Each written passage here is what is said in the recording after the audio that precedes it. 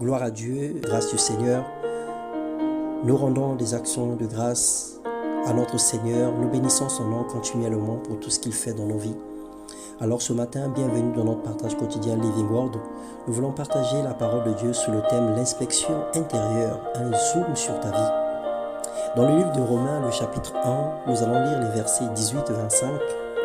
Et si nous lirons 30 et 31, il est écrit: la colère de Dieu se révèle du ciel contre toute impiété et toute injustice.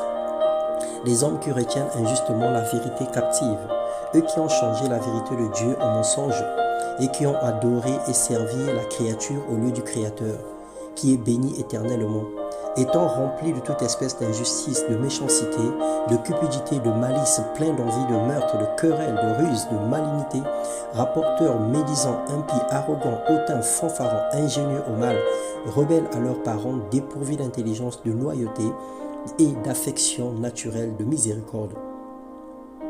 Alors, bien-aimé, Dieu veut entrer et demeurer dans ton cœur.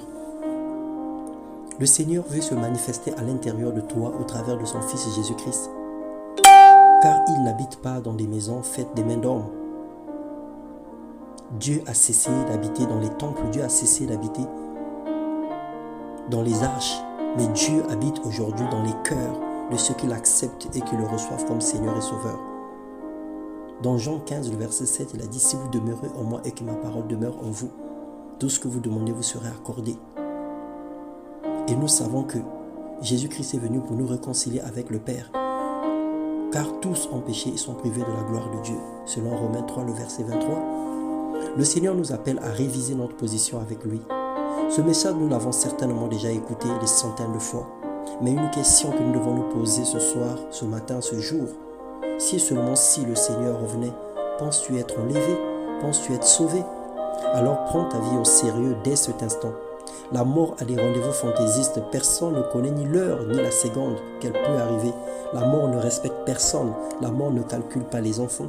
La mort ne calcule pas les grands, les vieux, les riches, les pauvres. La mort ne fait pas des calculs sur des personnes à atteindre ou à pas atteindre. La mort frappe tout le monde sans exception. Et chacun va y passer parce que c'est notre ennemi commun. Le pernicieux rappel de notre condition. Tout peut disparaître en un clin d'œil.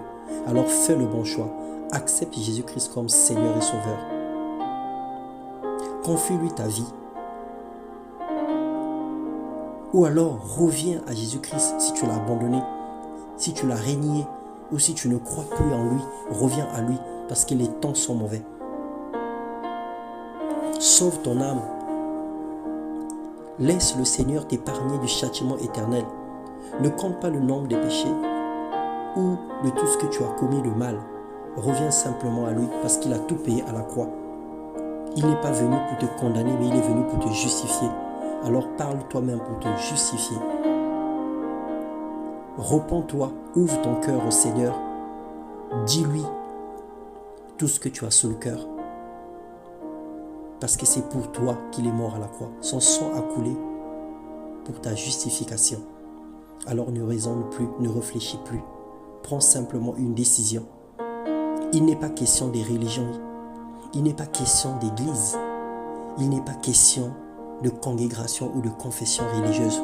Mais il est question de salut, de vie ou de mort.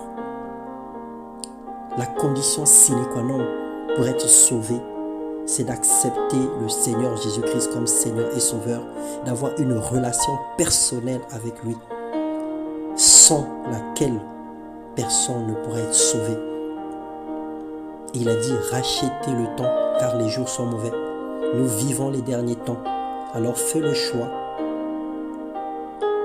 Je te laisse Romains, le chapitre 10, le verset 9, Jean 1, 12, Jean 3, 16. Médite ces paroles et prends une décision. Fais une prière à l'intérieur de toi. Dis: Seigneur, me voici devant toi. Je ne suis qu'un homme dont les lèvres sont impures. J'ai péché contre toi et je reconnais aujourd'hui que sans toi, je ne peux rien. Alors je te reçois dans mon cœur comme mon Seigneur et mon Sauveur. Lave-moi de tous mes péchés. Purifie-moi avec ton sang.